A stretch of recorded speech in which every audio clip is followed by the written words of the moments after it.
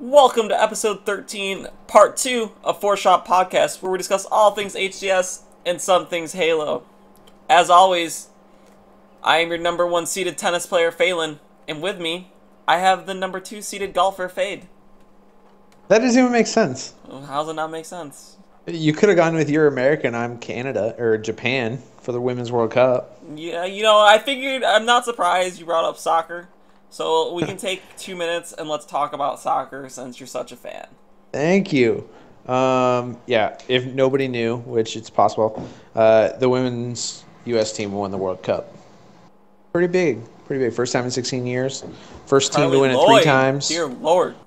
Good. Did you see it, or at least the highlights? I watched the whole game. Oh, did you? Yeah, she yeah. had a hat trick by like the 20th minute or something. 16, It was I think it was ridiculous. like the 16th minute. It was, 16, yeah. That half. It was half ridiculous. Half pitch shot, whatever you want to call it. That was awesome. Yeah, it was crazy. Actually, I think it's the most watched soccer game in U.S. history. I wouldn't be surprised. So, not even for women's, including men's. Yeah, I'm not a big soccer person, and outside of the Olympics and the World Cup, I don't watch it at all. But I was glued the whole tournament pretty much. I watched every women's match. You know, something about American pride comes out during these times, Especially around 4th of July. Yeah. And while we're on that topic, do you watch Counter-Strike at all? I don't. Oh. Well, this weekend was the Season 1 finals of the ESL ESEA Pro League finals. And Cloud9... Do you need more letters? Or Yeah, have I you know. solved the puzzle yet? Cloud9 made it to the finals, and it's, North America, specifically America in general, is known for being really bad at Counter-Strike compared to the European teams. So for an American team to get to the finals was a big deal. And we got to the finals, and we had a very good chance of actually winning the finals. Cool. And unfortunately, we Go ended up losing 1-3. But Cloud9 had, on both the, they won the first one. It was kind of close, but they ended up winning the first one. The second one was a complete blowout. They lost. And then the third and fourth one, they ended up losing, but they basically had match point in those games and ended up not being able to clutch it up. So a little bit of choke 9 came out, but needless to say, I was proud of the Americans getting to the finals to begin with. A lot of, we get shit on for our Counter-Strike ability a lot, and, it's nice to see that we're at least getting back up to be able to compete a little bit with some of the top teams. Yeah. And on the topic of choking, who didn't choke, CLG. Yeah. Had quite the run through the losers bracket on Sunday. Yeah. We'll get Saturday night too. I think it started into Saturday night and then into Sunday. But either way, yeah, CLG had a strong run. We'll get things started off with losers bracket round 6. This was off screen; they didn't show it. But CLG ends up beating Noble, officially giving the 8th seed to Excellence going into the finals. Now, we can talk. Do you want to talk about the Excellence ordeal here, or do we want to talk about it later? What do you mean the ordeal? You mean about like the fact that they Kratos and stuff being complaining they could have and should have had the 8th seed? Oh, I mean, could have and should have. Like, I don't know.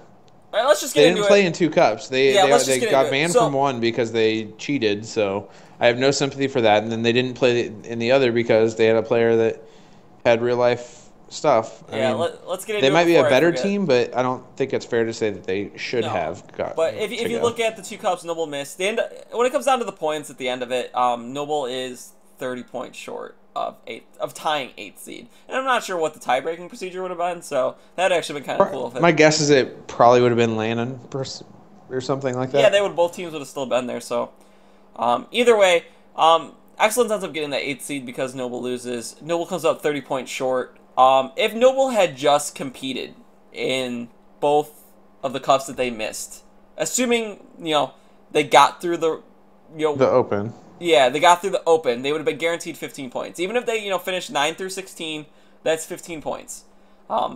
If you get this, they did that twice, and now they're tied. Yeah, if they just show up and get through the Open, which you would expect them to do, but, nothing's guaranteed, but we would expect them to do that, they are at least tied. If they get, one upset, get one thing falling in their favor, they end up beating, because if they were the 9th seed, they would have been playing Excellence in both. Yep, exactly. In both cups. So if they would have gotten just one upset over Excellence, they would have had enough points to go ahead of them and end up being the 8th seed team. So because of those 2 cups, they don't make it. And then I saw on the forums, I think it was Kratos. well, I think it was Kratos, he was super salty about the fact that he thinks his team should, that they've placed higher than Excellence at both the in-person lands, that they think they're the better team. They should at least have a wild card into the finals, maybe similar to how the European got a team in the season 1. They thought that they should have some sort of wild card and should have been there. And he was just all around really upset. But yeah, I don't really take any sympathy with them. At the end of the day, when the cups are, so it's... And you know what the point structure is, so they knew going in that what the deal was, so it's not, I don't know. Yeah, if you're going to choose to miss the cups, then you can't be upset when you don't get, you end up not having enough points at the end of the season. Like, that's on you. You know how many points, we always talked about how lands or points are a lot more important, but this is a clear example of, those online cups end up coming back and biting a team that probably should have had the 8th seed and end up not, just because they missed 2. Yep, absolutely. So, with that being said, then we'll move into losers bracket round 7. And this is where the video stream picked up again on Sunday morning. Yeah. So, first matchup, we have OpTic versus CLG. CLG, if we remember, was beat by C9 in winners bracket 4, something like that, maybe 5. I can't remember. But either way, they were OpTic or no, CLG? CLG. They were bounced by C9 3-1 kind of early on. OpTic was flying high, making it to top 4. Almost beating Denial for a top 2. So they match up here, losers bracket round 7. First game, Shrine Bomb. CLG comes out flying, and they more or less keep this momentum the whole tournament. They get the first strike 2 minutes in at the 28 mark. They end up going up 1-0. The team, OpTic just kind of choked the kill here on the bomb guy. The bomb guy was planting, and they threw grenades and then missed the grenades. Like, it didn't kill the bomb guy, and then they didn't have grenades to get the kills, and the CLG ends up getting the plant. And I would say that's, CLG, yeah, they got the kills and were able to get the plant, but at the same time, it shouldn't have happened. It was more of OpTic failing than it was CLG succeeding at that point. And then Flamesword ends up going huge with the sniper, staying alive in his opponent's base, and this is right around like the 23-minute mark. OpTic ends up getting a plant 1-1. Flamesword I don't traditionally think of as a great sniper, but he ends up doing work. And he kind of rose, but the person on OpTic who kind of rose to the occasion. We expect Ace to be a really strong player, but Flamesword really impressed me in this entire tournament. He kind of showed that he's not just some older guy who's focused on Destiny or whatever. He's still here to play, and he's still here to compete, and he still has the skills to do it. And he showed that. Yeah, I'm glad he kind of stepped up a little bit. And prove me wrong. I mean, I kind of I pegged him as most disappointing in the season, not just because of OpTic struggling or whatever. It was more about him not stepping up for Halo, but he really showed that he's still here for Halo and practiced and came out and played well. So. Yeah. So the game's tied 1-1. It's gonna head to overtime at this point, and CLG just kind of brute forces the final bomb. They didn't really get a setup in any particular way. They just kind of force themselves in there and just kind of get half a second to a second with the bomb, kill some people, kill a person, get another half a second, kill another person, and slowly but surely CLG ends up getting it. I think it was the last person even up on their team, but kudos to them, it ended up working. I would say in most scenarios that kind of brute force isn't really the best strategy to go with. Usually you want to try to get them 4 down and get a spawn trap, but it works for them here in the situation, and CLG gets the win over OpTic and takes a 1-0 lead. So we're moving to game 2, Warlord Slayer, the fastest game currently in rotation. 14-minute mark, CLG is up 10-9. 13-minute mark, CLG is up 21-15. CLG's first team to hit the halfway point right around 12:40. They're up 25-17. At the 12-minute mark, CLG is 32-24. The 11-minute mark, CLG 41-34. 10-minute mark, CLG 48-40. CLG ends up winning 50-46. CLG was in control the whole game. I'm pretty sure they had the lead the entire game. Maybe not at the very beginning in the first couple kills, but more or less CLG completely controlled the Slayer. They've kind of, after these first 2 games, they've showed that they're a different team compared to the team that lost to Cloud9 on the previous day, or 2 days ago. Yeah, and you got to remember they even barely lost to Cloud9. Like, yeah, they lost 3-1, but the games were very close. Yeah, so CLG, whatever, I don't know if maybe Saturday night they stayed up super late practicing, drinking a bunch of Red Bulls with OpTic or what, but you mean with Flamesword's face on it? Yeah, they came out. Needless to say, they've come out flying early on Sunday and being fairly dominant, and right now they're up 2-0.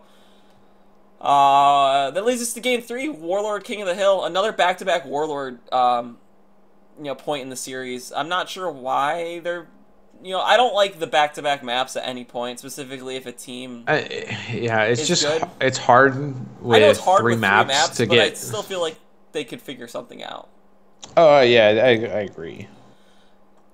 Anyway, let's see here. After the first rotation, CLG is up 75-68. That's, after 5 minutes. After the second rotation, 10 minutes in, CLG's up 140-124. And so, at this point, CLG's basically been in control the entire time. OpTic has been doing their best to keep it close. But CLG, close game, but it's not... close, but CLG has made sure they kept the lead the whole time. And CLG ends up closing out 160-127 in the final 2 minutes. Propelling them to the 3-0 win over OpTic, which technically CLG was the higher seed, but OpTic having made it to top 4 and almost top 2, like barely missing top 2, I would consider this kind of an upset in a way. Like technically, if you look at the numbers, the seeding numbers, it's not an upset. But based off of how the team's been playing the previous days, I would say this was an upset. Especially a 3-0 is kind of a big deal. Yeah, I don't think it was expected by many. So yeah, the CLG really came out and like you said, kind of like at the beginning of the series, set the tone for the rest of their tournament. Really. Yeah, for sure. The other match then in losers bracket round 7 is Cloud9 versus Winterfox, and unfortunately this happened off the main stage, so I didn't get to see anything. All I know is Winterfox ends up winning 3-0, which I guess is expected with them being the third. This would have been the 3 versus 4 seed here at the time. The win is maybe expected, but not 3-0. Yeah, and to be honest, after Cloud9 beat CLG and then CLG beat OpTic, I probably would have expected Cloud9 to win this. I was expecting them to win this. Yeah, especially Winterfox seemed to struggle and everything. Pistola just came online. It's like he knows we're talking about him. What's that? Pistola just came online to stream. Oh. But I think maybe what might have worked against them is 2 of the first 3 games were Warlord. And we've talked in the past, between the interview with Pistola and just all around, Warlord's their worst map. And they definitely got better this tournament, but maybe, maybe that's what worked against them. Like I said, I didn't get to see it, and so I don't know. And Winterfox's best map is Warlord, so maybe it's a situation where, it's a team gets to play 2 games on their best map versus a team's worst map, and it just unfortunately didn't work out in their favor. Just a bad draw, I guess, as far as maps go. Yeah, potentially. But yeah, so ultimately Winterfox won 3-0, and we don't really know how the games went. We don't even know the scores of those games. But, yeah, 3-0. Yeah, the important thing is, the important stat line is 3-0, as far as we could tell. So, moving into losers bracket, round 8. Winterfox versus CLG, kind of a big matchup here. We're starting to get to that point in the tournament where there's really only big matchups left. There's not a lot. We're down to 4 teams. Yeah, we're down to 4 teams, so there's not not a lot of little guys around. At this point, we have our 1, 2, 3, and 5 seed. So, the only, I guess, upset at this point would be that C9 didn't beat Winterfox, but at that point, Winterfox had been out. Either way, CLG's kind of the odd one out, but, it's not that big of a deal with them being the 5 seed. So it's more or less what we're expecting coming into this point. Maybe not CLG, but like I said, with them being the 5th seed, it's more or less, it's not a shock that they're here. Yeah. So we start things off with Shrine Flag. We talked earlier about how a lot of teams were kind of scoring last minute, and it was kind of a shocker. I'm also surprised how quickly some of these teams were scoring. Yeah, there's been a ton of first minute, Just, basically. First yeah. minute or two. Like, especially first minute. Like, a lot of I wonder if teams have been practicing their starting strats more or what. Because, you know, Yeah, I don't know. seeing a lot of these teams come out of the gate and scoring They listen to our tips and trick of the week for starting strats. clearly, you know, that is the only logical answer to that problem. But either way, Shrine Flag, CLG scores out the gate 1-0 within the first minute. You know, they're flying high from their last series. Winterfox seems to be coming out a little flat. But Ryan does some work with the sniper in the BR to tie it up at 1-1 right around the 27-minute mark. Winterfox basically keeps that momentum rolling. 2 minutes later, around the 25-minute mark, they take a 2-1 lead. And then Winterfox holds them off to take the win 2-1. And CLG, even though they kind of came out firing, right around that 27 mark where Ryan did some work, it kind of got Winterfox back into the game and got their heads back in the game, and they were able to keep that momentum going and end up not let CLG get back into the game and take the 2-1 win for the first game. Heading into the second game, Warlord Slayer. This was pretty much all Winterfox. 14-minute mark, 14-11 Winterfox. 13-minute mark, 22-16 Winterfox. Winterfox is first to hit the halfway point, 25-18, around 12:40. At 12 minutes, it's 30-28. CLG kind of brings it back a little bit here, and it looks like that this might be a point where they take the lead and the momentum's on their side. But Yeah, tides are turning a little bit. Yeah, but Winterfox kind of puts their foot on the ground, stands their ground, so to speak, and right around the 11-minute mark, it's 40-34, and then they close it out at 10:07, 50-42, going up 2-0 now on a hot CLG team that would that had just previously 3-0'd OpTic. Even I guess Winterfox 3-0'd C9, so they were a hot team too. But it's a little shocking that CLG. Yeah, it looks like CLG's running out of steam, basically. Yeah, maybe Ogre 2's it's time for a nap. I'm not quite sure. But either way, we had. It was about 5 o'clock, so that's why when old people go to bed. I don't think it was quite 5 o'clock. I think it was 2. No, I don't think so. I know when it hits 3 o'clock in the afternoon, I'm ready for a nap. So it was right about that time. You're old too, so yeah, you're not wrong. So game 3, lockdown ball. Snakebite, we haven't really talked about him much. He starts doing some work. Deserves to be talked about. He deserves to be talked about, especially the whole weekend, really. Yeah. But he starts doing some work. And CLG has a nice setup and holds the ball for basically like 50-second chunks at a time throughout pretty much the whole game. They basically got all their time in 4 separate holds, so to speak, with the ball. Halfway point, they're up 100-40. Right around 3:30 so left, Winterfox ends up finally crossing the halfway point for themselves, but they're down 100-168 at this point. And Snakebite gets the ball. He's not someone we necessarily expect to be the objective person, but he kind of gets the ball and roams around just kind of right where he needs to.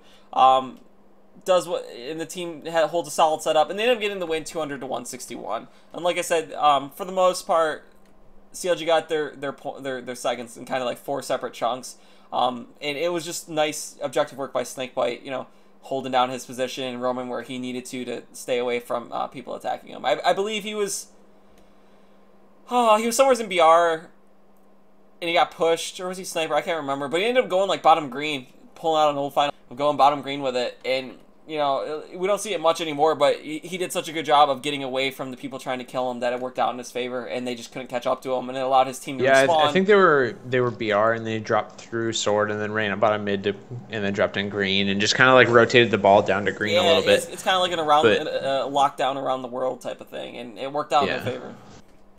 Yeah, it ended up, in general, Snakebite had a very good tournament. I felt like he was the MVP for CLG at least. And is just really strong throughout the entire time. It just seemed like he was the one that was making plays whenever they needed him. Yeah, for sure. So now the series is 2-1. CLG at least gets 1 on the board. At least they don't get 3-0'd or swept, anything like that. So that's good for them. Winterfox is a little shaken, so to speak. We'll have to see if they can turn things around heading into Game 4 Warlord flag. A game we would expect Winterfox to win just because of it being Warlord. You know, they've proven that Warlord's their best map, so we kind of expect them to win here. So right around the 27-minute mark, both flags are out, and we kind of see a stalemate happen. And both players are kind of, and a lot of times back in the old H2 Classic days, you would see players hide with the flag until they knew they could get the return and get the score. But in this situation, both players were kind of just sitting on their flags, waiting for the flag to return, like they were expecting it, and you know they weren't like waiting it out. And it was kind of a coin toss on who was going to get the flag return. And CLG ends up getting it, killing the person on Winterfox and getting the return. So they end up going 1-0 around the 27 mark, but it really could have gone either way at that point. It was kind of a weird to see them, you know, professional teams take that strategy instead of trying to hide a little bit with it, at least hide into maybe health or something. I don't know. Yeah. It was kind of weird. But either way, CLG takes the 1-0 lead around 27 minutes.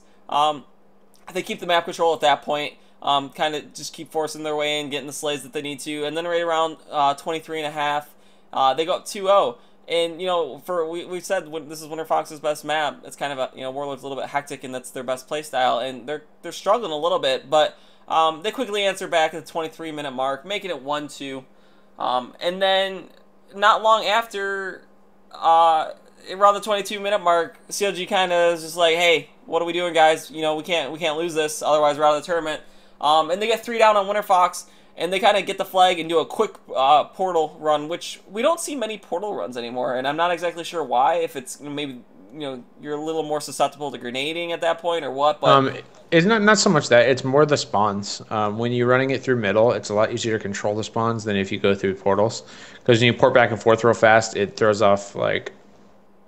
It basically almost randomizes where the opponent's going to spawn, and it makes it a lot harder to control. Yeah, so we don't see a lot of that, but CLG does it here, and they scored the flag in like 8 seconds. Like, it was it was just, you know, like whoever, they threw it down, ran through portal, threw it up, super fast, you know, old school, quick score. End up going 3-1 with 22 minutes left. And then right around the 20-minute mark, Snakebite again. He gets camo with flag in his own base, and he's able to beat the person trying to stop him with the flag, and then ends up getting the return that the person pulled out with the flag and gets the score, kind of going, you know, getting a boom, boom, boom play, and it sets CLG up 4-1. And then, you know, Snakebite with camo again, he basically, you know, controlled the camo, it seemed like, most of the game. They wipe out Winterfox, they get the flag, do another pretty much, this time they don't go through portal, but you know, they run it pretty quick, throw it up, get the 5-1 win. Completely shocking Winterfox, and probably a lot of the fans that were watching, especially a 5-1 win on Warlord. We expect Winterfox, yeah, like you said, on Warlord being one of Winterfox's best, or their best map, and potentially one of their best game types. Yeah, CLG, you know, they realized that, you know, their backs were against the wall, and it was either win or go home. And yes, now it's 2-2. Yeah, so Winterfox is choking a little bit here. They're about, you know, potentially going to give up the 2-0 lead heading into a Game 5. And we have Shrine Slayer here. So this was a very interesting game based off of how the scoring played out. So right off the bat, for the first 3 minutes or so, right around the 12-minute mark, it's 21-19 Winterfox. And up to that point, that's basically, you know, 8-5, 12-11. Winterfox had the lead, but not by much. And then right around 11 minutes, CLG ties it up 22-22. And, you know, it's another time where, like, oh, maybe the tides are turning. CLG is going to get control back and take it away. But Winterfox, you know, they don't let up. You know, 25-24, 28-27, 33-30. So we're right around the 8-minute mark. Winterfox is up 33-30. And then at the 7-minute mark, CLG ends up bringing it back once again, tying it at 39-39.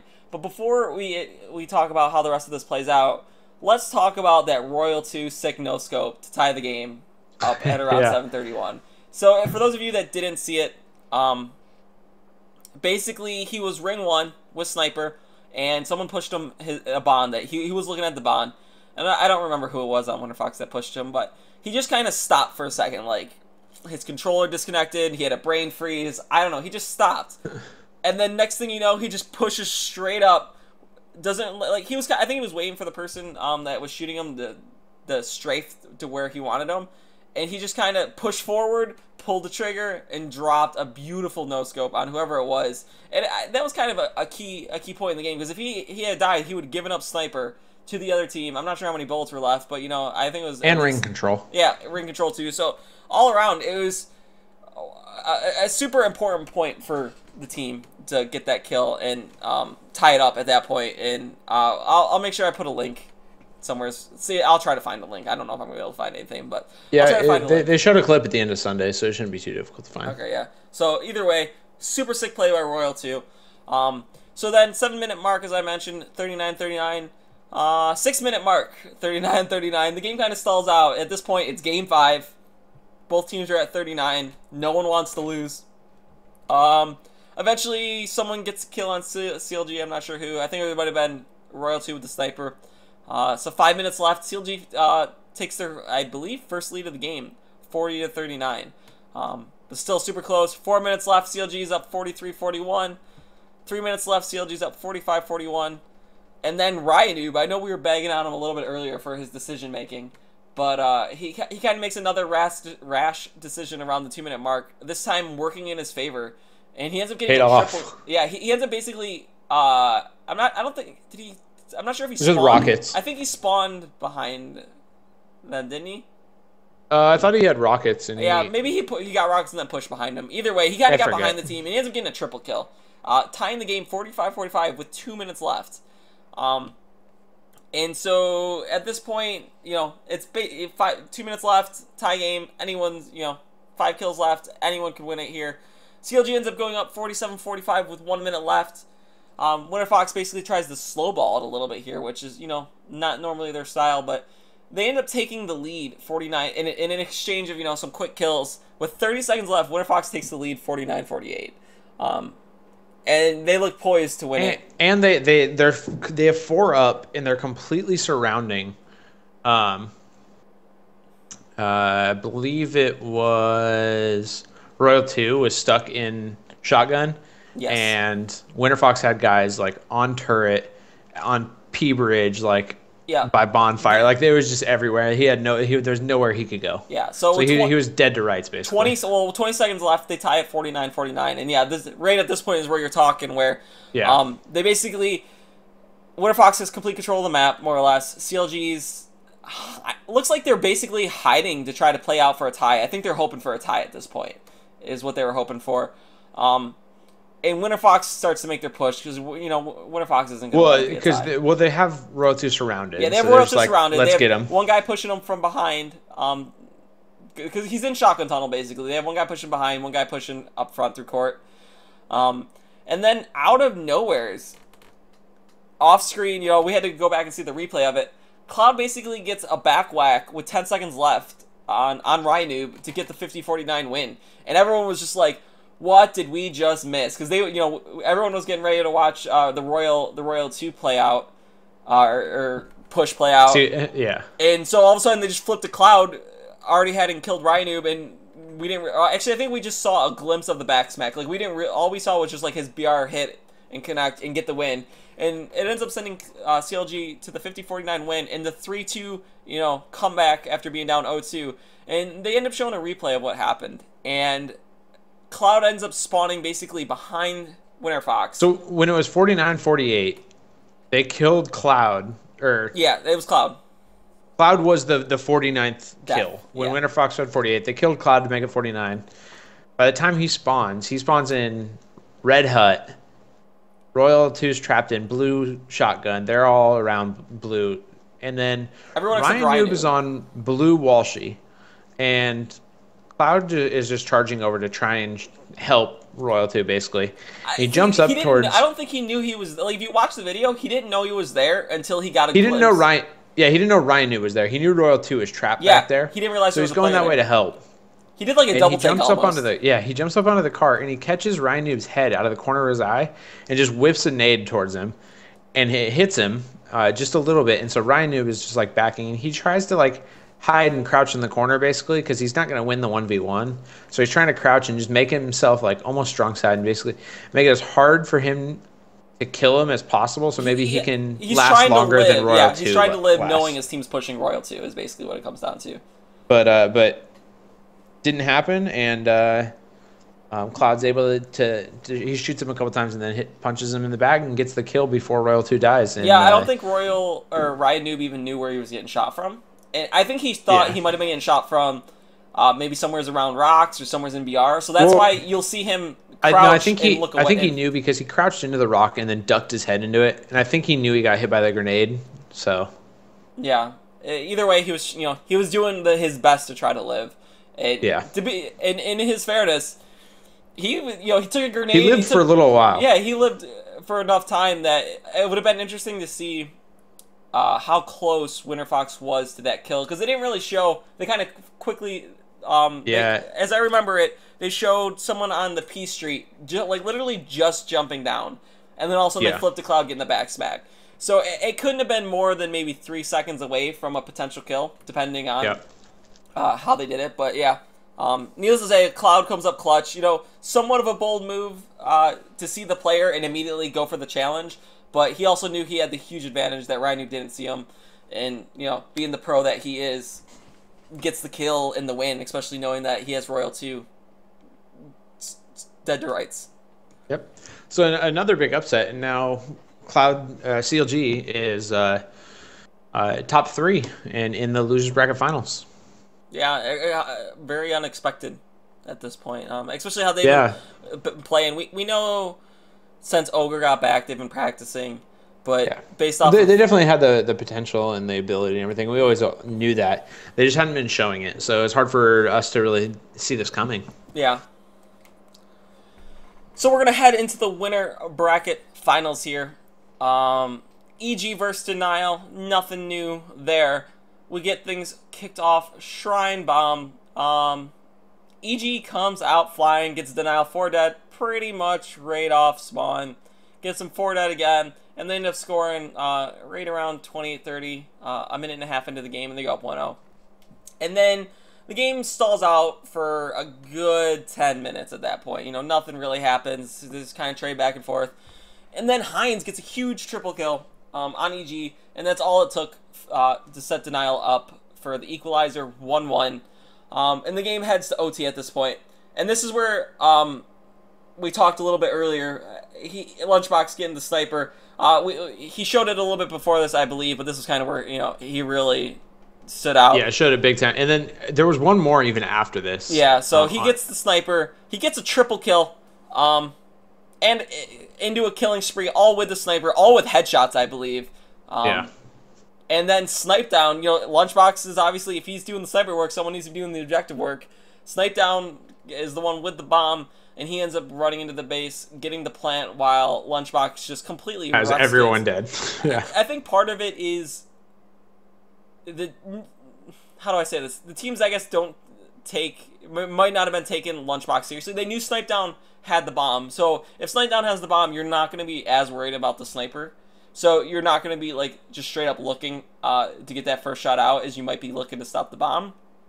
And Lunchbox just, he took pure advantage of that. Maybe people just underestimated his sniping skill, and I don't think they'll be. I think it's more forward. That it's overtime, so they have to stop the bomb. They don't really have a choice about shooting toward him. They just have to try and kill whoever's in there, and maybe dodge behind a rock and hope that Lunchbox misses. In this case, there was no missing. So Lunchbox goes huge. EG wins that first game. EG wins.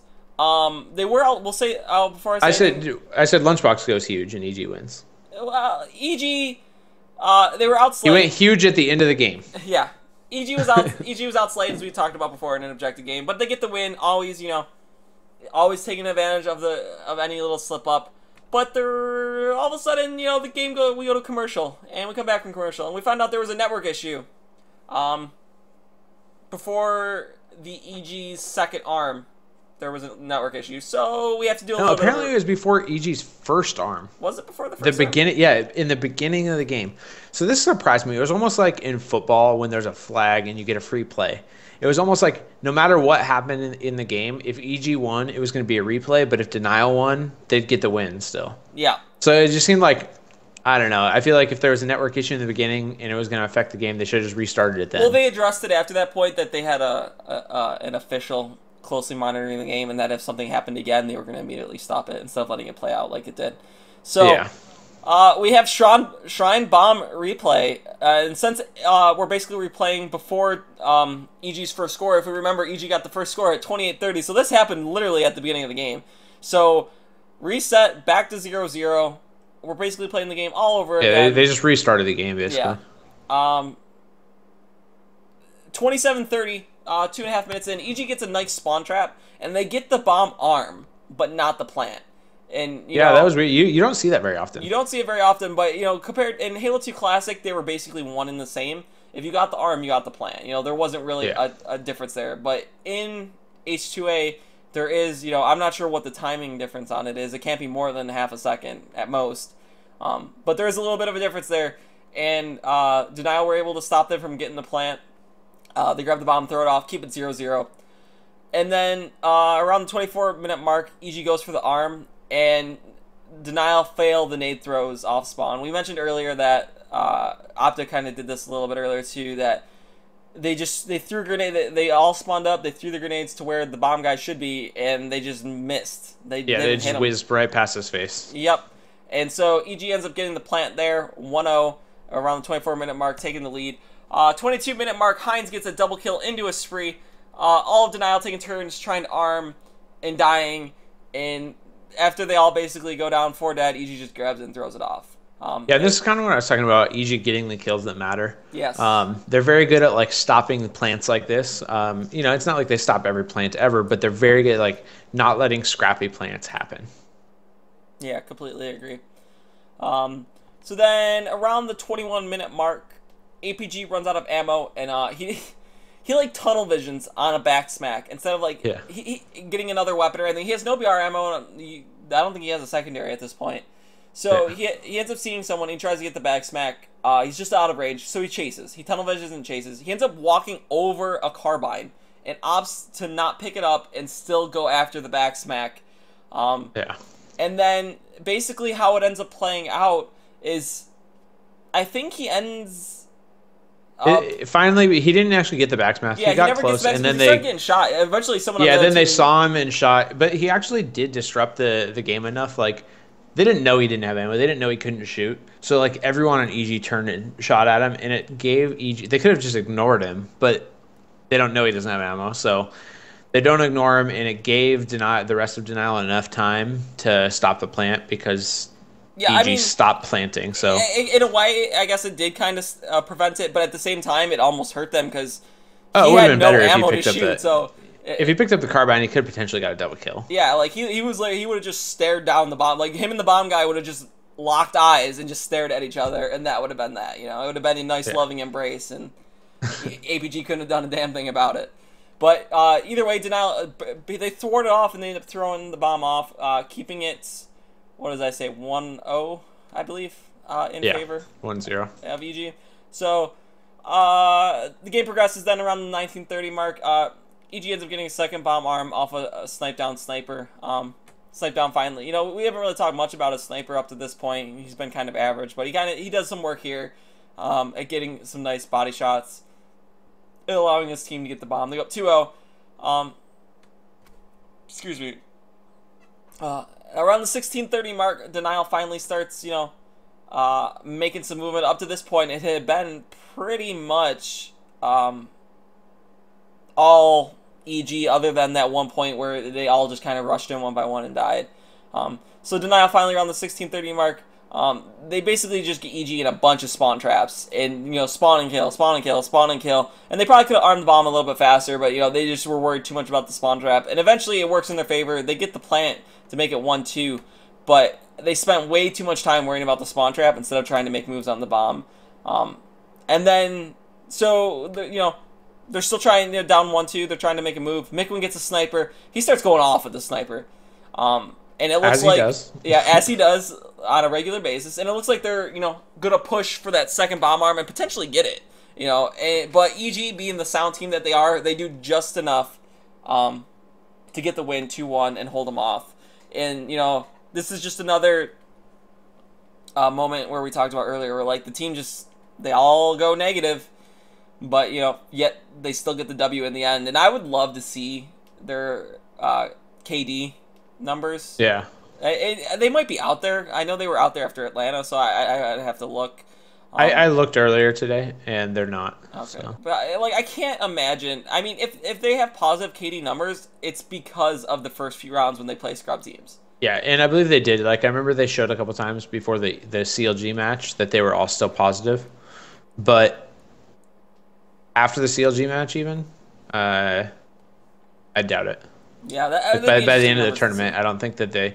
I'm sure some of them were positive, but I don't think everyone was. Yeah. So yeah, EG gets the win officially this time, taking the 1-0 lead in the series. Moving into game two, Lockdown Slayer.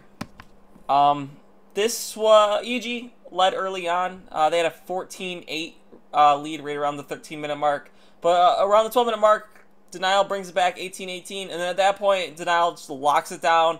And, Yeah. 21-20, 26-21. Around the 9-minute mark, someone let Mickwin get a sniper. Poor EG for letting that happen. It was a poor decision on their part.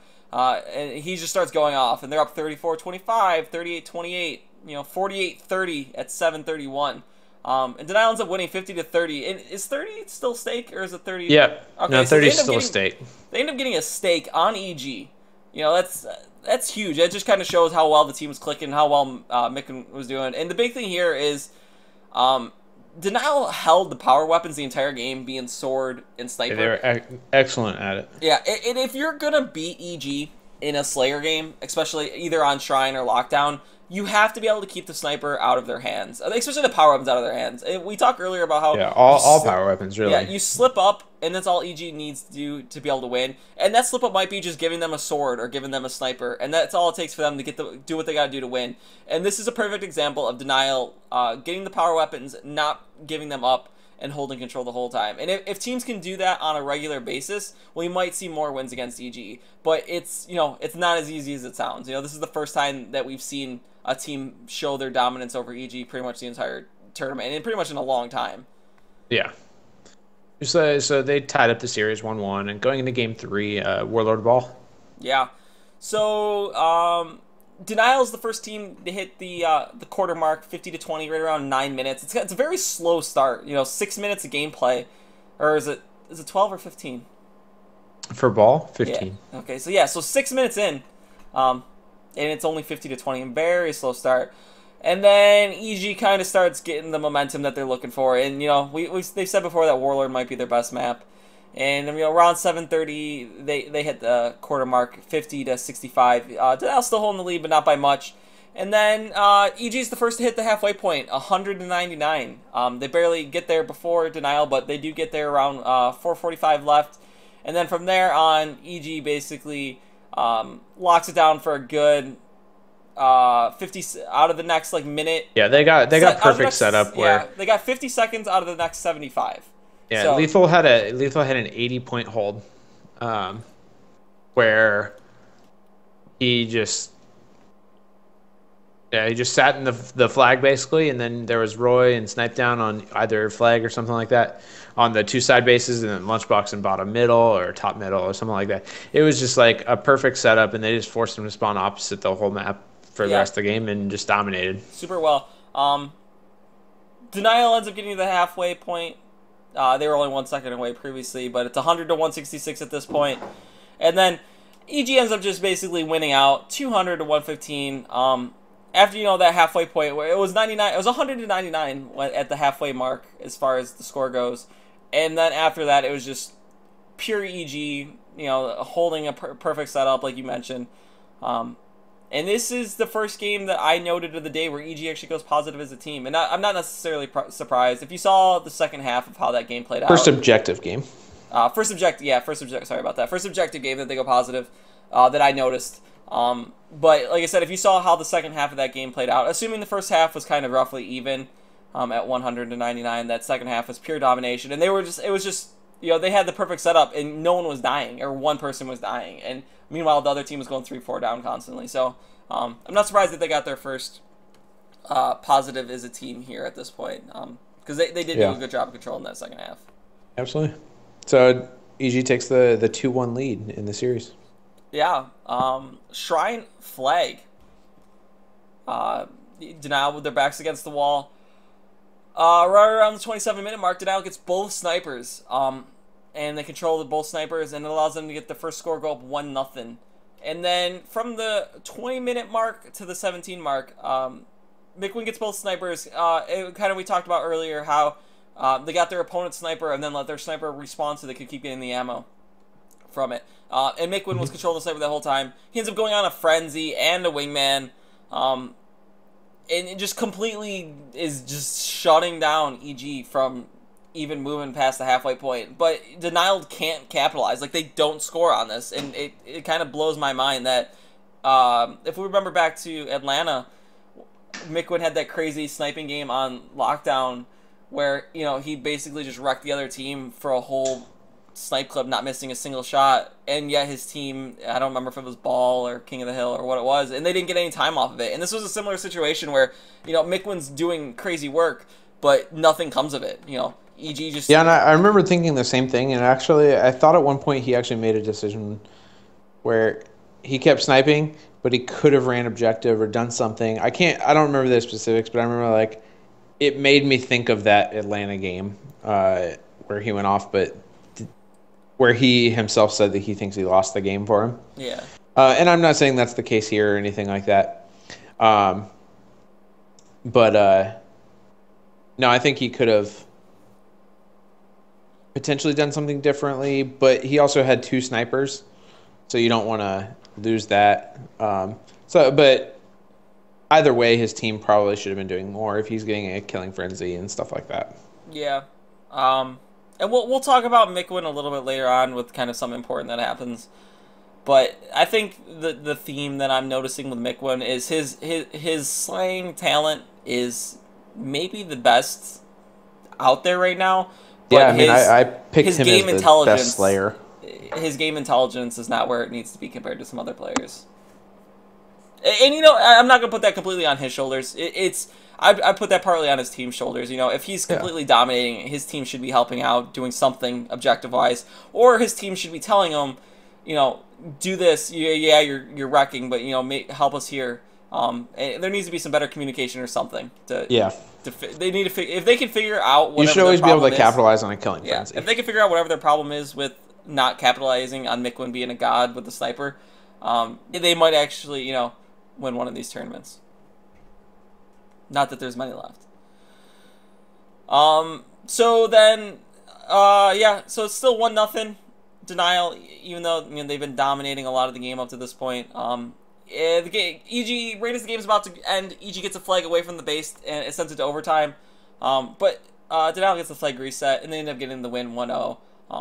So just an interesting stat. McWin ended up going plus 15, and Snipe Down went negative 15. And this is kind of, you know, similar to what we talked about on that Lockdown Slayer game. They didn't let Snipe Down have the sniper, I don't think, once the entire game, because McWin was able to get both snipers and kind of control him from his base. It kept him out of hands of Snipe Down, and, you know, I would say that if you're going to win against EG, you need to be able to, you know, like we said, we need to be able to keep the power weapons out of their hand. And I don't remember really what was going on with Sword, but, you know, I'm noticing a little bit of theme here. Yeah, wow, I'm thinking of Halo 2 Classic. Sword just small in there. Oh man, I knew what you were going for, and this is kind of like what I mentioned earlier, where I said that I felt EG almost had an off event with their slaying at least, and I think it particularly Snipe Down. I felt like he just did not have a great event individually.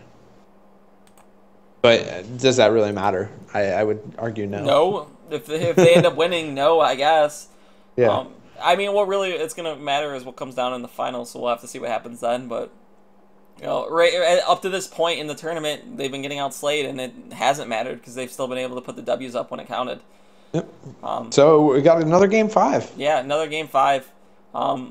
This time we're on Warlord. So second or third one in a row. Unfortunately, in this situation, you know, being a Denial person, there's no. I mean, there's camo and shotgun, but there's no sniper, there's no sword to keep out of their hands. So this is it's a little bit more frantic. So it's a little bit more tough to, you know, control the power weapons, so to speak.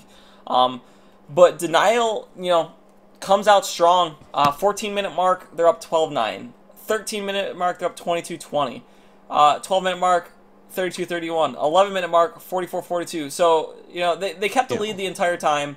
Yeah, not by much. Within 1, 2, or 3 kills for the entire game. So this is a very close match. Yeah, very close game. But, you know, it looked like Denial was doing just enough that they were going to win it. And I think even the announcer said that it looked like they were, even though it was close, Denial still looked like they were in control. Is this the time when EG loses or something along those lines? Yeah, and then after that 11-minute mark, being up 44-42, EG being, you know, EG doing what they do, they end up winning it 50-47, getting 8 kills while only giving up 3. It's just they got map control, and that's all it took. And sometimes I just wonder if EG likes toying with teams, if they're doing this on purpose. Because, like, it seems ridiculous that they can be losing so many games and then still get the W at the end of the... Forget I was slayed in so many games to still get the W. Yeah, like, it seems like they're just having fun, you know? They're keeping it close for entertainment value. And it's a scary thought. Obviously, that's not the case, but... It's a scary thought of what they could do if they were winning this. If they were winning objective games and winning the Slay Battle in those objective games, it's scary to see what some of these scores might be. Yeah. And how quickly the games might be done. Yeah, definitely. So EG does end up winning and advances to the grand finals. Knocks out Denial, which is something we've seen in a lot of these cups recently, where EG wins and Denial gets second. Yeah. So that's going to set up Denial versus CLG in the loser bracket finals. First game there is going to be Warlord Bomb. A little bit of a grudge match here, I guess, with, you know, Heinz' old team. They drop him for Cloud. Is that still a grudge match, though, at this point? No, I don't think there's ever really a grudge match between most of these players. I would say the first tournament there might have been, but at this point, it's kind of old Well, news. They haven't really played each other for a long time because they've been on opposite sides of the bracket. That's true.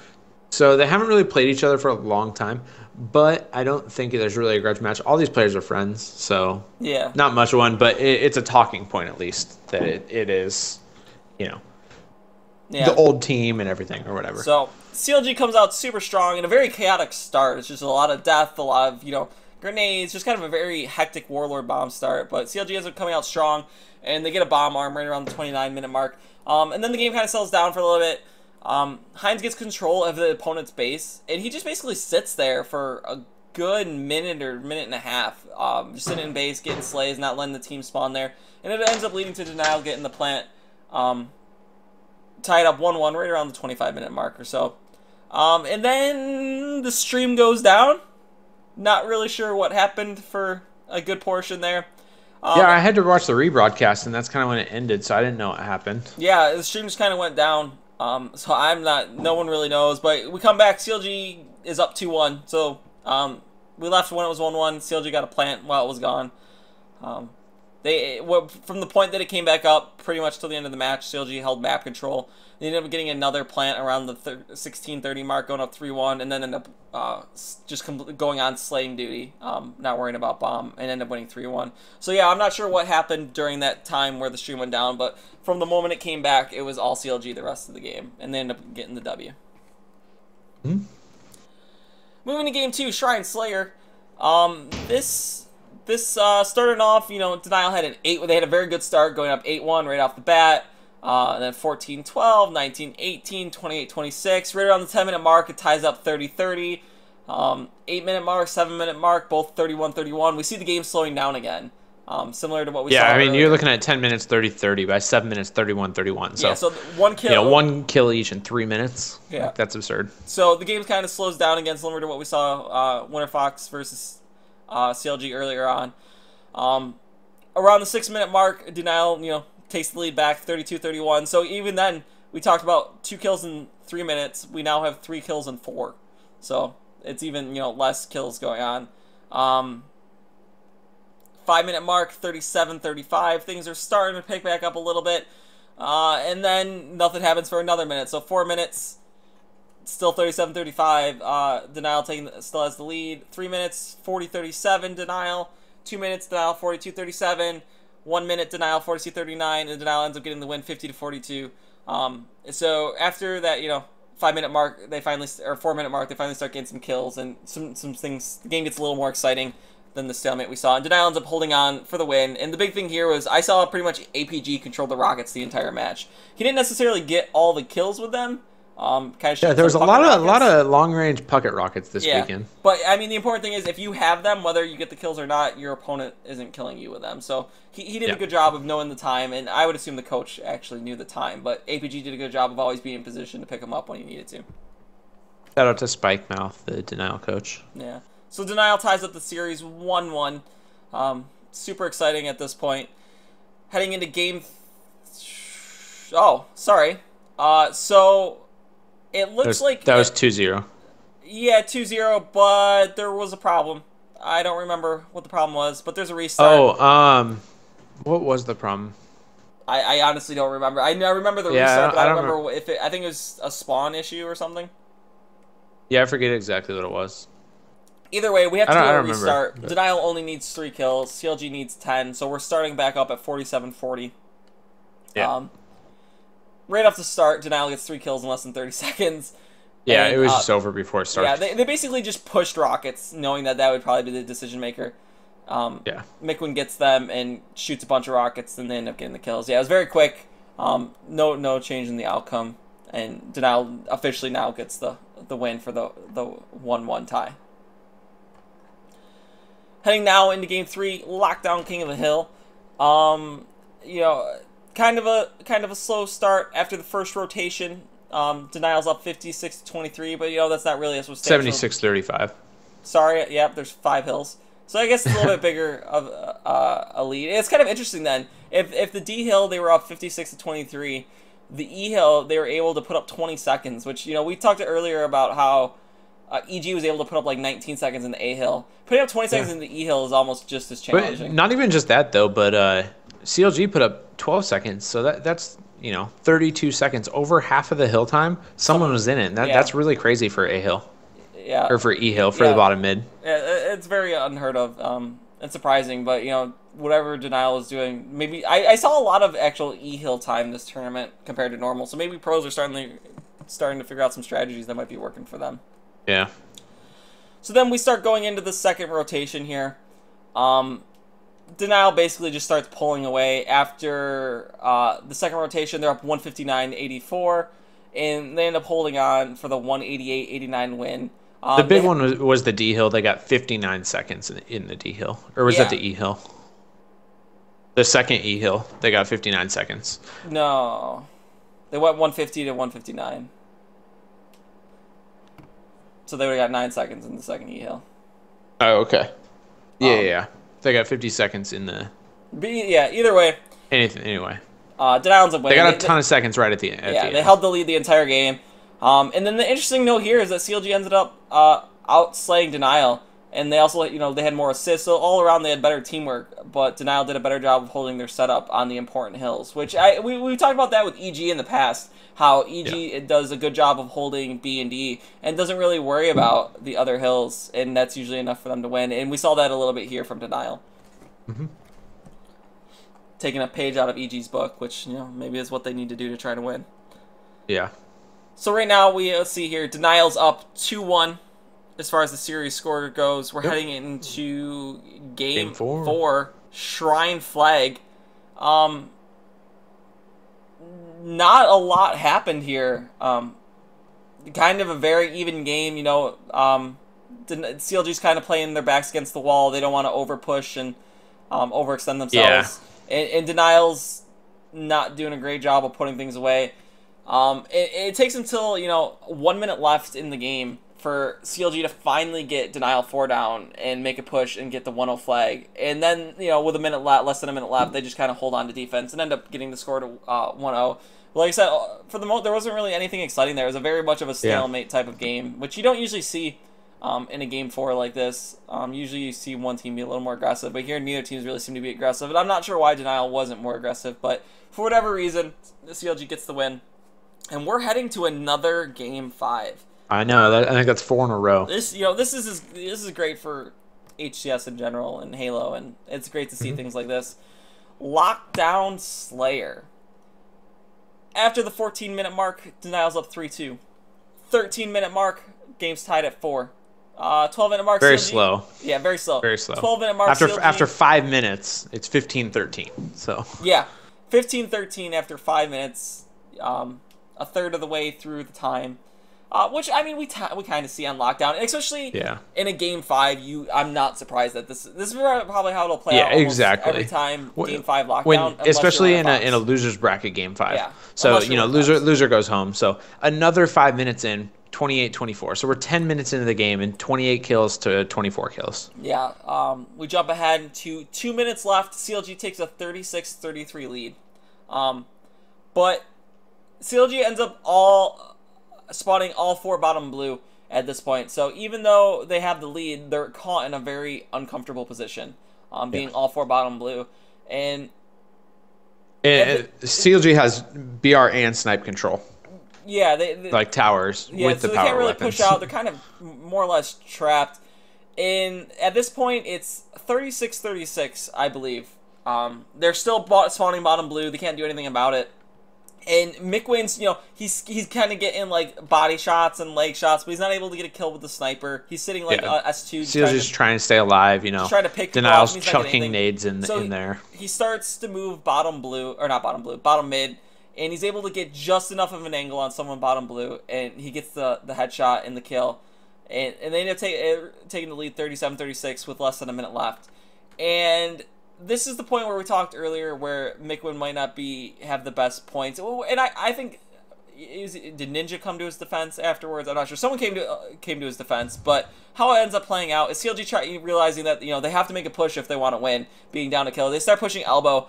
They're still waiting, and then there's like maybe 20 seconds left in the game, and then they start pushing. By this point, Mickwin's top mid. He goes top mid. He hears the call out that they're going elbow. He goes top mid to try to get a good angle on them. And someone from CLG ends up shooting down the stalactites, and they fall on him, kill him, and the game ends up tying 37-37, and they go to overtime. If he had just run away... Well, so he's top mid, he's shooting at him. He misses a couple snipes or body shots or something, but they all shoot at him, so he's one shot, and he's running away, and he books it towards library, and as he's running across, the stalactites fall on him. Crazy good awareness of the CLG player. I don't know who it was to realize, hey, Mickwin's top mid. He's shooting at me. I'm going to shoot the stalactites down. Maybe I'll get lucky. Yeah. And poor decision making on Mickwin's part, in my opinion. I understand. Just to stay there that long. I understand wanting to make the push because, if you get 2 or 3 kills there, you basically put the game away. But at the same time, you have the lead. You have the sniper. If he just retreats to somewhere's at BR and waits for them to pop up at sniper, he can just get more kills. And just like, I can understand the want to push, but it was not the right move. And I saw Ninja come to his, like I said, I think it was either Ninja or it might even, I wanted to say it was Lethal, but I can't see Lethal saying anything nice. So I'm not sure who says. That's why I think it might have been Ninja. Someone came to his defense saying, that like that's what 90% of the pros would have done in his position. I mean, it's the right. So he's originally a snipe tower. They're in blue, bottom blue. He hears that they're pushing out, or he's expecting the push because he knows that they're winning. So he goes to top mid. That's the right move in most situations. It's the right move when you have snipe and they're all trapped bottom blue. You can go top mid and sit on that corner and look at him coming out from bottom blue towards the elbow and go for a snipe. That's a correct decision. But not in a 37-36 with 20 seconds left. Yeah, but the other thing is, like, even then maybe it's a right decision, but running directly across where the stalactites are is not a right decision. He could have easily just back towards snipe, really. He could have just jumped to top blue. Yeah, or gone top blue, or he could have done a couple of different things, but he tries to run towards library and goes right underneath, over the glass, below the stalactites. They fall on him. Goes 37-37, and then everyone freezes and doesn't want to make a move, and we go to overtime. Yeah, and I mean, just I guess the touchback. Maybe it's the right move, but I still think it's the wrong move for that situation. I would say maybe 98% of the time that's the right move, but in that specific situation, him walking away most likely still gets them the 1-kill win because they control a sniper. What's CLG going to be able to do with 10 seconds left? I agree. I agree. Either way, going to overtime, and in this situation, I'm going to give a huge advantage to Denial. Not because like the whole momentum thing might be CLG's, but Denial's the red team, so they get to have the good spawn and potentially have the sniper and sword Yeah. going against a CLG team. So we start off here, very slow again. It's only 5 minutes time. Remember that. So at 1 minute in, 4 minute mark, Denial's up 2-1, and then the game stalls out again. 2-2, 2-2, all 2 minute mark. And then is when Ogre 2 and Snakebite made their move. Yeah. Yeah, go ahead. Yeah, so what happens is they manage to sneak across in their BR1. Both of them get across. I don't know exactly how they got across. But what happens is Ogre 2 boosts Snakebite up into BR2. And Snakebite has a shotgun. So he's sitting in a corner in BR2 just waiting because he knows someone's going to run from library towards him there in BR2. And he'll be able to pick up a cheap kill, basically. And sure enough, someone comes across. I think APG comes across with the sword. And Snakebite shotguns him before APG knows what's going on, takes the sword, and then runs back to BR1. And then eventually he ends up just getting, I think, 2 more kills at Snipe Tower before they're able to take him out or anything like that. And this is all with at this point there's 1 minute left. It's crunch time now. Denial's the one in trouble because they're down 4-3 with 1 minute. And they know that Snakebite's patrolling the tower, BR tower, with a sword somewhere. They just don't know where he's at now. So now they're freaking out, probably hiding in library more. They boosted him to BR2. Yeah, that's what I was saying. They boosted him to BR2, and he was hiding BR2 in the corner, waiting for someone to come through. He shotguns him, shotguns APG to take the sword. I forgot that's what he had, the shotgun, not the sword. Okay. Yeah. And then he took the sword and then was patrolling around with the sword. Yeah. CLG ends up getting the win, 8-5. Yeah, 8-5, and this is really a big upset because CLG Game 5. Game 5 Denial's not going to the finals. It's not going to be EG Denial or Winterfox, the only other team that's really made a push for the finals. Yeah, it's going to be the 5th seed. Or anything. So, yeah, CLG the 5th seed. A lot of people predicted them. I think I predicted them to finish 7th, and they finished 2nd. So, I did pretty terrible there. But they hadn't been doing well recently online. And, yeah, online on LAN is different. But we didn't have really anything to go by that told us that we thought they could do well. So. Yeah, I mean, at the end of the day, Ogre 2, everyone jokes around about maybe it's time for him to retire, but... Yeah, he's a winner. And this is also, Atlanta, when CLG got 5th, is the first time that Royal 2 and Snakebite have finished outside the top 3 while teaming together. And that goes back to, Reach. So they finished, 12 events in a row or something like that in the top 3. Or 12 out of 13 or 11 out of 12 or something, with the IG and Atlanta or whatever being the only one. So I the other day got bored and was just looking at some numbers. Ogre 2 his worst place finishing ever, and all the Halos is 12th or something like that. Yeah. And if you look, I think that's the only time he's ever finished outside. He's only finished outside the top 8 once.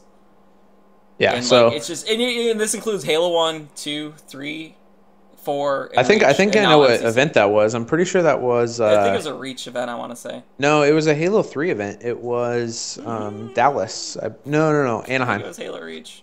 It was 2009 Anaheim. I know he finished outside the top 8. Oh, either way, maybe they finished 8th. Maybe it was 8th. Yeah. Either way, we joke around about Ogre 2. Maybe we see his online play and we wonder if it's time for him to retire. But at the end of the day, he's still winning and he's still putting up top place finishes at this point in his career. So absolutely. Still has something left in him. I do think that still to this point, Snakebite had big play after big play for that team. Yeah. He was really on top of his game. So now CLG gonna try and take on EG. They're gonna have to win 2 best-of-5 series. It's nice, kind of fresh, seeing a new team go against EG. So super excited. We kick things off with Warlord Flag. Not a good start for CLG. They go 4 down, 30 seconds in. EG gets the score 1-0. Yeah. Luckily, the game calms down a little bit for CLG, and they start getting some position on the map, and they're able to tie it up 1-1 at the 28-minute mark. They remain in control for the next couple of minutes. They end up getting another flag in that time, going up 2-1. Still holding control to around the 24-minute mark. Snakebite with a killing frenzy, which is kind of unheard of on Warlord. And against EG. And against EG on top of that. They go 3-1. And it looks like they're about to run away with it, but EG being EG says not so fast. They finally get some control back of themselves after not having it for a good 6-7 minutes. They tied up 2-3. After both teams going back and forth for a little while, not knowing if EG is going to tie it or CLG is going to extend their lead. CLG does extend that lead around the 18-minute mark, going up 4-2. EG start, we talk about those last-minute pushes. EG makes a strong last-minute push to go 3-4. And then with 2 seconds left, with 20 seconds left, seconds left, get that one. Yeah, and then Roy with 2 seconds left gets the flag out of the base to send it to extra time. But CLG gets EG 3 down and end up returning the flag for the win, going 4-3. And CLG outslayed EG, and pretty much held control of the map as far as time goes most of the game. And for it to be 4-3 in a game where they completely dominated, we talk about how good EG is of taking advantage, and even in this situation, they lost by off flag that went to overtime when they barely were in the game to begin with. Yeah, and the one thing I would say, I believe it was this game. Cloud made a really nice play for the fourth cap. The cap that ended up actually winning the game for CLG. It was sitting like up on his base, and EG's trying to go in there to return it, and he needs to cap it. But instead of jumping up to grab it and then cap it, he just sits and waits and kills 3 EG members or 2 EG members that are charging it to try and get the return before jumping up there. Where if he would have jumped up early, they would have killed him. And he just played it safe, or was very patient and had a veteran move, recognized the situation that if he jumps up, he's going to die, but he has a chance if he waits, tries to kill them, and then does it. Which is exactly what happened, and he did get that 4th cap from that. I believe it was the 4th, but one of the caps in that game. I just remember that play and wanted to talk about that because it was a very veteran move of him, of Cloud, to just sit there, recognize that, hey, I need to be patient for just a sec, take these guys out, then try and get the last second touch on it, rather than just headless chicken, try and touch it and die in the process. Yeah, I remember that play, and for whatever reason I didn't make note of it, but yeah, I remember watching that. It was a very smart play out of his part. So CLG gets the win, 1-0. CLG hype. Could they potentially take down the mighty boss that is EG? Rolling into game 2. I like how you didn't say final boss. Shrine Slayer. Right around the 13-minute mark, the game's tied 12-12. CLG at the 10-minute mark, 5 minutes in, is up 27-22. They're going to be the first one to cross the halfway point, but still very, 5 kills, a very close game. 9-minute mark, EG is able to pull it back up 29-29. 7-minute mark, 36-36. So the game starts slowing down a little bit here and, staying very close. And then, EG does what EG does, and they start taking the lead and controlling the map. And, 43-39, 48-44, and then at the end, 50-46, getting... Yeah, I believe this is the game that Snipedown actually gave up his sniper to Lunchbox. Yeah, and more of Lunchbox Dirty Sniper came. Yeah, there was this one that he had where he was sitting hut, and there was I think it was Ogre 2 was sitting up on ring 3, hiding behind a pillar, and Lunchbox is just pogo sticking it to try and see him, and then at the last second gets a glimpse of his head and just whips the sniper over and catches him for the headshot. It was a really, really nice snipe. Yeah. So series is now tied at 1-1. It makes things a little bit more interesting. I would say CLG needs to take this next game if they want a hope of taking the series. We had in the game 3 lockdown King of the Hill, and it is all EG from the start. After the A Hill, they're up 62, and there is no looking back. They end up winning 164-92. The first rotation was fairly. Yeah, the first rotation was fairly 64-41. So a 23-second lead, not huge or insurmountable, but EG doesn't really give up leads very often. So yeah, they were, and I don't believe they lost this game. They only lost 2, or this was the third one that they lost. The Warlord flag against CLG was the third game that they lost all tournament. I don't believe any of them were King of the Hill, and I don't know the last time they King of the Hill. And then this would have been the third one. Yeah. So now EG's up 2-1 going like into game 4. Their foot's getting ever closer down to CLG's throat. Can CLG muster some sort of crazy kung fu comeback to kick them off. Yeah, because they have to win. They have to win 2 games here in a row, plus they have to win in the next series. The next best of 5. So unfortunately we head into Warlord Bomb, which is not looking good for CLG. Warlord being EG's one of their better maps. 25-minute mark, Cloud with the most clutch play slays the entire EG squad and gets the plant for CLG, going up 1-0. Basically, he must have been over at Naded's place doing squats with him, puts his team on his back. We've been praising Cloud this entire tournament, and he definitely Cloud had some really nice plays and doing what he's got to do. The whole EG or CLG team really stepped up this tournament, but Cloud and Snakebite in particular, I feel like. Until Royal 2 got his laser on and gives some kids the suntans. Overkill. He gets an overkill with he literally gets an overkill extermination with only the laser. Yeah, it doesn't lead to any plants, unfortunately, but it's certainly a highlight reel moment that, probably won't see again in the rest of Halo 2. I mean, I didn't think he was going to get it for a second because after the 3rd kill, it overheated, and he sees a 1 shot near, or that's across the way. Yeah, instead of he's pulling out waiting. The arc, he's like, no, I'm going to get it with the laser. So he waits for it to stop overheating, and then shoots him for the briefest second, gets the overkill extermination with the laser, and everyone goes nuts. Yeah, it's super impressive. Around the 23-minute mark, EG finally fights back for a plan of their own, 1-1. This was another situation where CLG failed their grenade throws, and EG was able to... Yeah, they threw them all from ramp portal and threw them all over their heads into the health pack, basically. Yeah. And so EG gets the easy arm there. And then they keep map control. And at the 22:30 mark, EG gets another bomb, and CLG once again fails their grenade throws.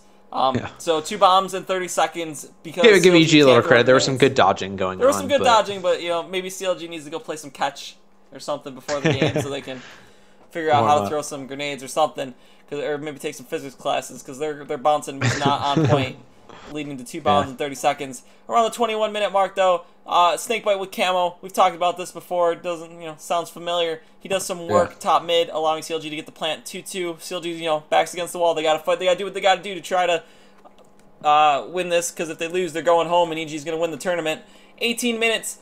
Snakebite plants the bomb after EG pushes a bit too far. So a very uncharacteristic... It was almost like a sneaky plant, which is something you wouldn't expect EG to be careless with. It was a little bit of an EG overpush. Like they were pushing to the other side of the map when they didn't have control. Yeah, got a little overzealous. Yeah, and we don't know. It's a very uncharacteristic move out of EG. We normally see them take advantage of other people's mistakes, and this might be one of the very few mistakes we've seen this entire tournament that EG made as a team. And it ends up leading to CLG getting a 3-2 lead with 3 minutes left. Around the 16:30 mark, though, EG gets control. So a minute 30 left in the game. Yep, EG gets control and does what EG does. Is they tie it up 3-3. Makes it look like this game is going to be going to overtime. Yeah, but 15 seconds later, EG locks the map down with one of the quickest plants I've ever seen. After double plant. Yeah, double plant basically, going up 4-3. And then the game's starting to wind down, about to hit the 15-minute mark. CLG kind of just rushing, doing what they got to do to try to extend the game. They get the bomb into the plant circle to extend the time.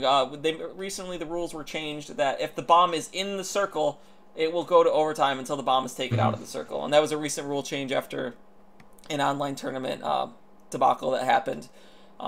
Where the rule originally was if the player was Liquid versus somebody. Yeah, it was if the player was... I think it might have been CLG, actually, I think about it. But if the player was holding it, the time extended. But as soon as it dropped, that was it. Now it's if the bomb's at least in the circle, the time goes on. So CLG gets the bomb in the circle, and they start armoring it. They get it maybe between half and 3/4, somewhere's in there. But EG ends up, killing them, and the bomb gets thrown out. Their grenades were just fine. Yeah, their grenades are fine. They grab the bomb, throw it out. As soon as the bomb is thrown out, that is it. The game is over. And the series EG is over. Is your the tournament PGL is over. Indianapolis champions. Same old news. EG is in fact the winners. And some quick stats from that. Yeah, just game. from the last game. They're pretty remarkable. Yeah. So as a team, the entire they won 4-3. Remind you, slightly into overtime. The entire team went negative, Roy going -2 being the best, and Lunchbox going -15 being the worst. And then on the flip side... And Lethal -12, Snipe Down -7. They combined for -36. Yep, and on the flip side, CLG all going positive, led by Snakebite going +11.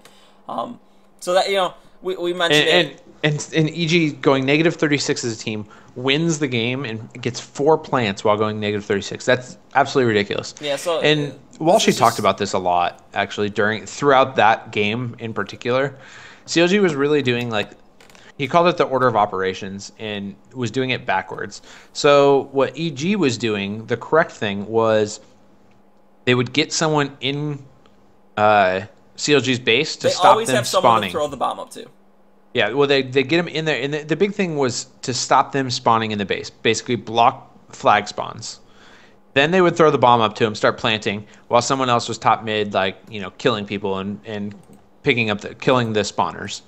Where CLG, what their problem was is they were trying to bring the bomb in without blocking the spawns first. So CLG or EG was constantly spawning in their base, and it made it so that they could defend a lot easier. With those amount of kills, if CLG was really controlling EG's flag a little bit more, they should have won that game.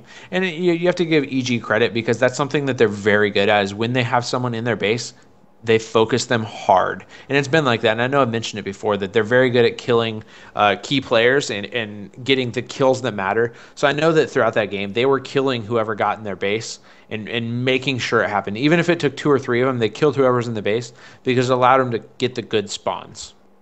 But that was the difference is in how they played and why EG was able to be so much more efficient is because they controlled the base, and when they controlled the base, they got caps from it. Yeah. So, we've been mentioning all tournament that EG has been going negative in most of their objective games. They weren't going negative 36 in most of those games. It's between maybe negative 10 and negative 20 as a team. But probably not even negative 10, because they usually have a couple players positive. Yeah, but as a team, I would say they were around negative 10 usually. Yeah. But it just kind of goes to show that it wasn't like they were going like -1, -2 when we were saying they're going negative as a team. This is while being a big number, this 36. Is what we're seeing is a common standard out of EG, and this is what leads me to believe that maybe they're not as good as we think they are. And this is why I believe they're better than we think they are. And I get completely where you're coming from, but I'm just hoping that this is enough to show other teams that they can beat EG and that we might see something awesome at the finals. Absolutely. So I really appreciate EG as players and the way they play. I think that their team is phenomenal. But I get what you're saying, and I do want to see some diversity. I want to see things switch up a little bit, because that's going to help this scene as a whole is to have a little bit more disparity between the top and the bottom. Yeah, the worst thing... A little bit less disparity, sorry. Everyone will... any person who knows sports will tell... eSports or not, will tell you that if one team or person is completely No one likes the Patriots to win every year. No one likes the Patriots. No one liked Roger Federer when he was winning. He won 13... No, I think it was 17... Grand slams in a row. It's just no one liked Tiger Woods when he was winning constantly. No one likes the Yankees. It's just you gotta have parity. You gotta have different teams winning. No one likes Alabama because Nick Saban's a dick, but that's a different story. And it's just you gotta have parity in sports, and parity helps sports, and different people winning. And at the end of the day, it's nice to see the best team win because they deserve it. But for the sake of HCS, it would be nice to see someone else come out on top on the finals. Yeah. So the final results, we just talked to EG first and CLG second, and then Denial got third, Winterfox fourth. In the consolations, we had OpTic playing Cloud9 for fifth and sixth, and OpTic actually beat Cloud9. We don't have results for that, what the series was or anything, but OpTic did end up beating Cloud9 and got fifth, Cloud9 sixth, which does mean that because of that, CLG is actually going to be the 4 seed and Cloud9 the 5 seed going into the Season 2 finals, which is big because it means that CLG is now going to be the red seed, or the higher seed in that matchup, and have the red team spawns, which really only matters on lockdown. But when there's only 3 maps, you play lockdown a lot. So 1 to 2 times. It is it is notable. And then in the 7 and 8, Liquid and Noble. Consolation match, Liquid beat Noble for 7th, and at that point, even if Noble got 7th, it wouldn't have mattered. They wouldn't have been able to get those 30 points that we talked about to take over Excellence. meaning that Noble is not going to be going. Despite finishing 8th, they won't be going to the Season 2 finals. Yeah, despite finishing better than Excellence in both of the LAN tournaments. The LAN events, yeah. So then in 9 to 12, Reality Check was there, Excellence was there. So those are the big names and everything. Yeah, and we talked earlier about the Noble thing, so we're not going to touch on it again. But yeah, as of right now, complaining about not making it. And everything. Yeah, as of right now, I think we both agree that they're the better team, but they brought it on themselves to not be. Yeah, if we do a power ranking right now, let's do a quick power ranking. Starting with 8th, who would you say is the 8th best team right now? Noble. Yeah, me too. What about 7? Liquid. Liquid. Okay, so before we kind of picked OpTic, but I think after this, it's pretty easy to see that it's is Liquid. Yeah, I mean, the big thing was we hadn't seen Liquid in person yet, so we didn't know. And we were kind of just basing it off some of their luck, and not luck, I guess, on the online tournaments. And after seeing them in person, I'd drop them to 7. With the potential of being, 4. Yeah. What about 6? Who's their 6th best team? I think we're really looking at Cloud9 and OpTic right here. See, I don't know. I mean, if we're saying on an even playing field, all teams playing good. We're not, though. We're talking about right now, who is the better team? Yeah, but I know we're saying, like, right now who's the better team, but I'm assuming, like, if these... in my mind, the way I decided is if two teams are playing each other and they're both playing their best. Because honestly, as of right now, I would put Winterfox there, because I do not trust them for a damn second. Yeah, but I think on an even playing despite field, despite Winterfox beating... They're too up and down. Is what it, they went out of the tournament super early, because they're too up and down of a team, and if I think coming to the finals that they might get caught. They also 3-0'd Cloud9. Yeah, I mean, but it all depends on when like I said, they're very up and down. You never know what's going to happen. I don't trust them, and that's why I would put them so low, just because I don't know. Like I would hate to put them high. But if we're saying on an even playing field, assuming everyone's playing their best, me personally, right now, to me, Cloud9 is the 6th best team. Yeah, I felt like I'm they leaning really towards underperformed. Cloud9, but it's that feels tough to say. But yeah, I would lead. That's exactly what I was leaning towards. All right, so we'll say Cloud9 5th. So you're thinking Winterfox 5th and OpTic 4 then, or OpTic? Have Winterfox and OpTic ever played each other? They have in this event where OpTic beat them and knocked Winterfox to the losers bracket. Oh yeah, that was the thing. Yeah, I'm putting Winterfox there. Okay, so Winterfox as our 5 and OpTic is our 4. Yeah, and then that would put... the thing about that, and I don't disagree at all, is OpTic did have to run into the CLG team that's very hot, that came into this tournament and was very hot. I don't think that CLG did enough to become the 2nd best in a power ranking. I still do believe that's Denial, so I'd put CLG 3rd. Yep. And Denial 2nd. And then obviously EG is going to stay 1st. No, EG's dropped out. I'm putting Excellence. Okay. You put Phelan as number 1. Yeah, Phelan number 1, free agent for season 3. Yeah. Predictions, how'd we do? I basically figured out where we said a team would finish, and then subtracted that to where they actually finished. And when it all subtracted out, so basically golf score wins, lowest score wins, because that means your players were the closest to where we said. You ended up getting a -14. I ended up getting a -16, which means you end up pulling it out. Not by much, but you end up getting the win. I'm talking about. Taking the definitive win. The big ones, where I think I won on you, or I came up. I had CLG 1 ahead of you. I think my EG, where did I win and C9 were what killed me. Well, I picked EG to win. Oh, yeah, you had EG 3rd and Cloud9 2nd. Yeah, so you lost 5 there. Yeah, we were very close, but obviously I'm just better, so. Yeah. Your big one was, I guess our CLGs were somewhat close. Excellence. Yeah. Were the same. OpTic were the same. I think our Winterfoxes were the same. So, yeah, I mean, in the end... Yeah, it was closer than I thought I got blown out. I was surprised that it was even that close. But you did win. And we'll do we won't worry about predictions. We'll do those in our finals podcast when we get to that point. So we'll just go into our question of the week. A very quick one. We've had a long episode. We actually recorded part 1 and part 2 together. And I got this. I'll say I got this question from a comment someone made in the Twitch chat. Oh, really? Okay. Yeah, someone during when Winterfox was playing at some point. I don't know if it was Saturday or Sunday. Someone made a comment of, is Winterfox the ugliest looking team right now in Halo? And I can't say like team overall because I don't know people outside of the top 8. So we'll keep but this like to, the top the top 8 or 9 maybe players that we actually know. Is Winterfox the ugliest team? And so then on that flip note, so who would be the best? We'll just skip Winterfox. We'll just say, who do you think is the ugliest and who do you think is the best looking? Do you agree that Winterfox is the ugliest? I mean, yes. I like when I'm comparing them to the other teams of choices. You know, you look at Winterfox, Naden. Yeah, he's a good-looking dude. He has a kid, so obviously someone slept with him. Ryanu, not so much. I mean, he's got that hair could probably be worked on. I think that's his biggest thing is his hair. Yeah.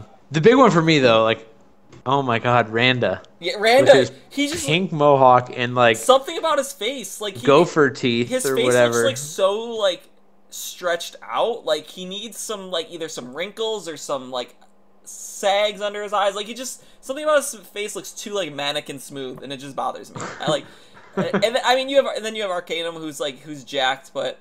I mean, muscles are muscles. He's a good-looking dude or whatever. So I would say like they're kind of like a 50-50, maybe 60-40 that could be there. Potentially, the maybe like Excellence or something. Yeah, see, I don't really know what Excellence looks like all that much, so I kind of left them out of it. Yeah, that's fair. I mean, looking at best-looking team though. Yeah, I could see OpTic. At least the most fit team is OpTic, but best-looking. I mean, there's a ginger on that team. Come on now. Yeah, that's true. I mean, EG, like they're very normal looking, like Roy and Lunchbox. I mean, they're twins. They're very just general looking dudes. Snipe Down's good looking dude. Lethal's lethal. See, Denial's pretty good. I'd say Hines and AP. The only one I'm potentially looking at is maybe Liquid. Spartan. I'm no homo. Spartan's a pretty good looking kid. Spartan and Ninja. I mean, Ninja could put on a couple pounds, but Ninja's good. I'm trying to think about Shooter's. He's got a shaved head. Looks like. Yeah, he's got a shaved head. Nothing spectacular or anything. Yeah, and then Ares is a little overweight, but I'd still say he's a good-looking dude. I mean, overall, I wouldn't say any team's like straight for ugly people. But if I had to pick one, I would say Winterfox is the ugliest. As far as best, I'd probably agree. Best looking. For best, I'd probably say either EG or OpTic. Well, maybe or Liquid maybe, or Denial. I don't know. Best is it's a tough one. Yeah, there's a couple contenders. Do we extend this to the coaches and include Towie? Because Towie definitely edges out Spike Mouth. Yeah, I don't know. Towie's got a weird build to him. Like the dude has skipped too many leg days or something. Like he's just like all chest. Every time I see him, he's just all chest, and I'm just like, well, you don't see his legs, but you don't. But like, I have to give Towie credit. I don't know if you remember what he used to look like. I don't know if you know what he used to look like, but Towie's lost a good, I think like 90+ pounds. Yeah, and it's like pretty cut now. This is the first time I've been familiar with Towie. Yeah, he's pretty cut now. He used to be very overweight. No, he was the coach of Instinct. Oh, it was Instinct, right? Like for whatever reason I can't. Bravo was coach of Triggers Down. Right, I can't picture. No wonder I hate Bravo. Bravo, give me Ricochet. I can't picture what he looked like on Like I'm trying to remember back to tournaments, and nothing's like striking in my mind of what he looked like as a coach. But yeah, like good for him. I didn't know that, but like every time I see him, it's just like he looks like he could just bench so much, and I'm just like, he can because he works out a lot now. Yeah, you know what? Cloud9 might be a very good looking team. Yeah, Pistol's a little goofy, but Fear itself is a good looking guy. Pistol gets a good haircut and cleans up. Except for Hysteria. Hysteria, never mind. Hysteria's like a Casper ghost. Because I thought about that when I thought about OpTic. I was like, Fist works out a lot, and Victory's might be one of the best looking guys. Like we go like single best looking dude. I would put Victory up there. Like he's just got Victory or Fear. Victory's got that smile. Every time I see him, for the absolute best looking, I would still probably say Spartan, then maybe Fear, then maybe like Lunchbox. Lunchbox over Roy. I like the glasses. I like the glasses. Roy? Yeah. Oh man. I like the glasses. No one tell Roy. We're gonna have to send out an MVP for both gameplay and looks. Yeah. All right, so I mean, I think that's about it for today. In this part 2 of our Indianapolis Spectacular. Yeah. So part 2 will be released. Well, if you're 15th. hearing this is part 2. Yeah, if you're hearing this live, you're hearing it now, obviously. Yeah. If you're not, it'll be uploaded to YouTube on the 14th, iTunes on the 15th, and but they're already hearing it, so that doesn't do them any good. Yeah, you know, I'll just cut this part out. You can catch me at Phade on Twitter. Go ahead and message me. I'm going to be playing Destiny and stuff, you know, in this break. Be doing some streaming, some videos and stuff. I'll probably be doing a little bit of Halo as well, but I'm kind of like stepping back from playing Halo for a little while, and kind of like give myself a break before Halo 5 so that I can play that. But yeah, so come play with me, Trials of Osiris and stuff on that, or just hit me up on Twitter and everything. So that's at Phade. Thank you, guys. And back to Phelan. The point I was trying to make is that their next podcast that will be airing will be the 21st. It will. There you go. It will be we'll have it previously recorded because Fade's going on vacation again because someone's got money. That's what I do. So we're gonna do previously recorded, but that's gonna be our pre-finals podcast where we're gonna probably do a lot of predictions, maybe do another power rankings based off of scrims. You know, everything that we need to do to get ready for the tournament. Phade may be attending the tournament on Saturday, Sunday. Yeah, I should be at least Sunday, potentially Saturday. So I'm gonna try and get a couple of Interviews? just like phone interviews and stuff I was like just that. gonna say, get some phone interviews. That'd be awesome. You know, whether or not they're actual video or not, I might just record them and then we can give you guys like a little. I can type it up type of deal. But we'll see. So I'll be there. If you're gonna be there, come and say hi and everything. And that'd be great to see you guys. But it should be a good time. The reason I won't be all the 3 days is I get back from the vacation that Friday, the first day of the tournament, and then Saturday, Sunday I might be able to go, at least Sunday. But I got to hit up the non-continental U.S. Went to Hawaii, now I'm hitting up Alaska. Nice. Spectator passes just went on sale. I saw the tweet. Yep, absolutely. Make sure you get those. Both you, Phade, and anyone else that plans on going. That being said, I am Phelan, FAIL3N on Twitter, on Twitch, all that fun stuff. Please follow us, like us there, follow us on YouTube, subscribe, whatever it is on YouTube. We much appreciate it. iTunes, all that fun stuff. If you have any questions or comments, feel free to shoot us an email at 4shoppodcast@gmail.com. That's 4 is in the number 4, shoppodcast@gmail.com. We'd love to hear from you guys. I actually haven't checked the email somewhat recently because no one emails me. But I'll give that a look right after this.